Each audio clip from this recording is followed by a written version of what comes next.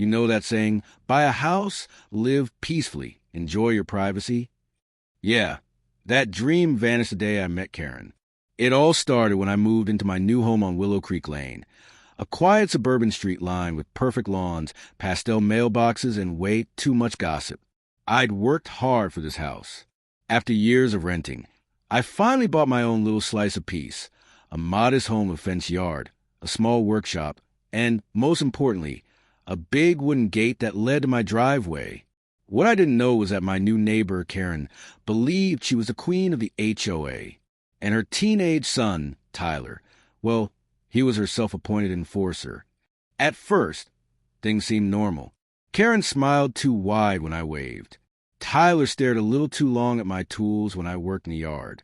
But I brushed it off. Maybe they were just curious. Then one Saturday morning, as I was finishing up installing a new lock on my gate, Karen appeared, hands on hips, sunglasses perched like a crown. "Excuse me," she said, voice dripping with authority. "We don't allow lock gates in this neighborhood." I blinked. I'm sorry, what?" She gave a tight smile.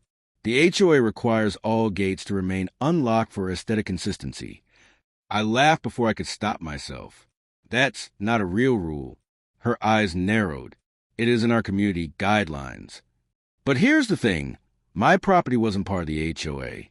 The house was right outside their jurisdiction. I confirmed it before buying. So I calmly told her, "I'm not in your HOA, Karen." Her jaw dropped like I'd insulted her ancestors.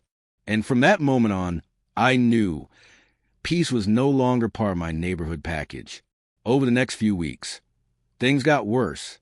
Karen started sending friendly reminders in my mailbox, printed papers with HOA compliance warning written across the top. Each one listed ridiculous violations like gate locked against community standards, trash bins visible from street, unapproved color of lawn chair, dark green. I ignored them, but she didn't stop. Then came Tyler. One afternoon, I caught him standing inside my gate, inspecting my tools like he owned the place. "Hey!" I yelled, walking up the driveway. "What are you doing here?" He shrugged. "My mom said we need to check if your fence is regulation height." I pointed at the gate. "This is my property. You can't just walk in." He rolled his eyes. "You don't have to get all mad, dude." That night, I installed a stronger lock and a small private property, no trespassing sign. The next morning, Karen was outside, arms crossed, as I left for work. "You can't just put up threatening signs," she said. "This is a family neighborhood." I smiled politely. "Then maybe teach your son what private property means." She gasped. "How dare you talk about my child like that?" I drove off before she could continue. But something in her face told me this wasn't over. It happened the very next weekend. I was in my garage, fixing a shelf, when I heard loud banging on my gate. Bang, bang, bang.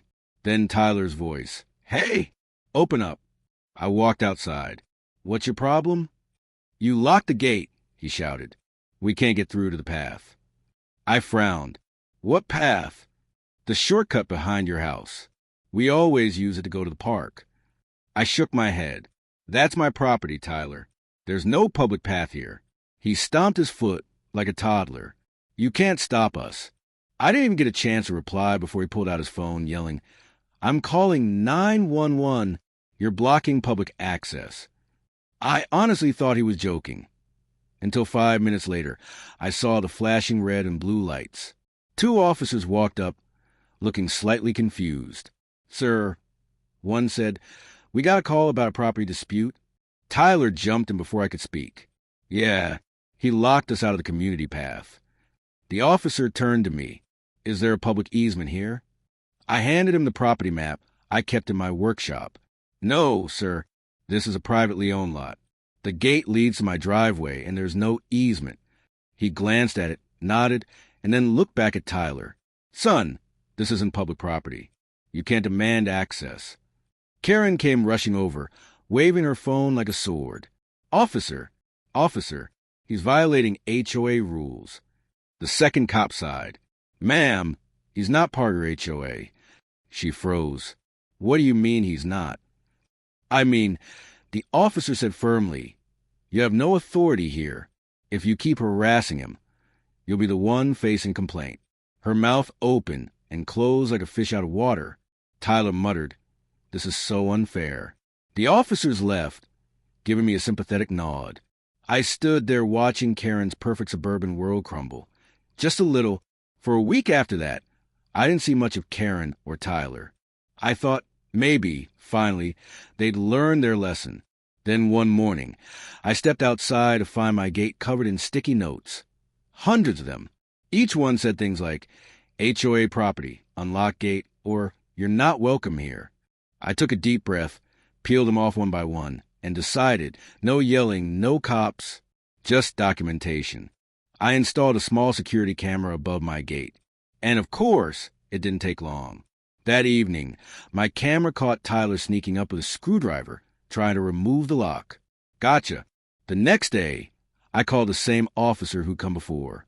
He reviewed the footage, shook his head, and said, "Looks like we'll have to talk to them again." Karen tried to play innocent. He was just checking the gate for safety reasons. But the officer wasn't buying it. "Ma'am, this is trespassing and vandalism. One more incident and charges will be filed." After that, the note stopped, the staring stopped, the gate remained locked. And for the first time in months, I actually felt peaceful.